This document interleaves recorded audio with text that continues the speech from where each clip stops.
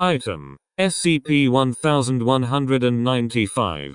Codename: Child Storybook. Object Class: Safe. Special Containment Procedures: SCP-1195 is to be stored in a standard safe class storage locker. The locker is to be locked by keypad, the combination known to the current head researcher, and changed in the event of a new researcher. SCP-1195 is to be placed on a standard lecture podium for ease of reading, unless being dictated to or otherwise being used in experimentation. Personnel are instructed to cease any oration that is seen to provoke an unintended negative response.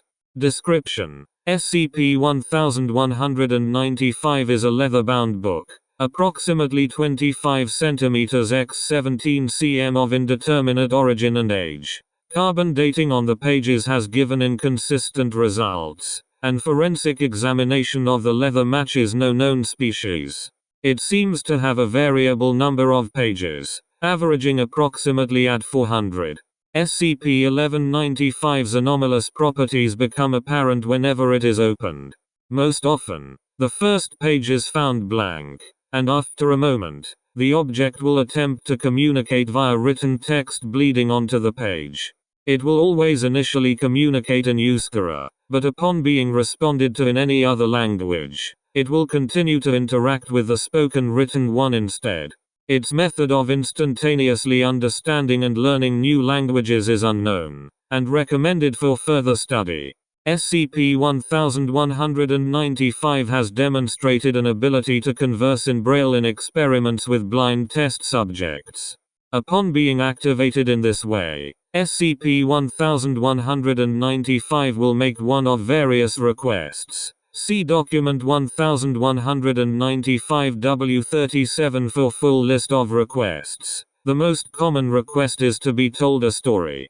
When a story, allegory or other similarly descriptive speech is directed towards it, SCP-1195 will begin transcription. If the story is not told in a general readable format, SCP-1195 will reformat without noticeable loss of speed in the process. If allowed pauses during the story, SCP-1195 will offer criticism, encouragement, or other comments, depending on the oratory skill, imagination or interest of the speaker. Generally, SCP-1195 is willing to continue this process indefinitely, creating new pages as needed for extremely long stories. The maximum number of pages observed has been 3,189, at which point SCP-1195 stated that it was bored and that the experiment in progress was stupid. SCP-1195 then closed itself, and upon being reopened was observed to only have 120 pages. However, whether this was due to dissatisfaction with the experiment, or with the quality of the narrative, is unknown. SCP-1195 has no direct means of locomotion. However, it can close itself with up to 15 N of force, and turn its own pages.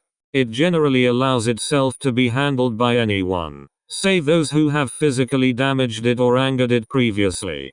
All attempts to coax SCP-1195 into divulging information about its origins, history or other personal data have met with failure, as SCP-1195 states that it would need permission to share its personal history. Stories transcribed into SCP-1195 will in most cases not remain long, with the exception of stories of subjectively high quality or substantial length, which may stay for up to weeks. Most often, any previous story is erased as soon as a new subject arrives. SCP-1195 appears to remember certain individuals, and, based on previous story quality and other experiences, will show varying levels of excitement and cooperation during subsequent sessions. Attempts to damage the book have met with varied results. It is clear that cosmetic and superficial damage to the exterior is lasting. As such, Experiments must adhere to a guideline that they do not cause further damage to this area. The pages, however, seem able to be replicated with no upward limit. SCP-1195 generates additional pages as needed. In the event that a page is physically removed from the object, text fades from the excised page immediately, and kerning on the remaining pages is adjusted so that the original full text is accommodated. Writing into the book has the same communicative results as speaking orally during initial interaction. Once the recitation process has begun, however, text handwritten in will be absorbed after a moment, and responded to. For example, a written-in note about SCP-1195's choice of formatting a particular paragraph will be considered, and either disregarded, or the format changed. Document 1195-W37, requests made by SCP-1195, as of 20. Tell me a story, 8,985 times. Tell me a better story, 1,158 times.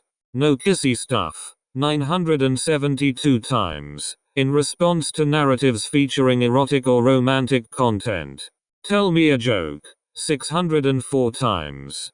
Leave me alone, I'm sleepy, 411 times. Leave me alone, you're stupid, 293 times. Come back, I'll be good, I promise. 74 times, made in response to reading sessions being aborted, or to certain readers being replaced mid-session. I want my mommy, 1 time.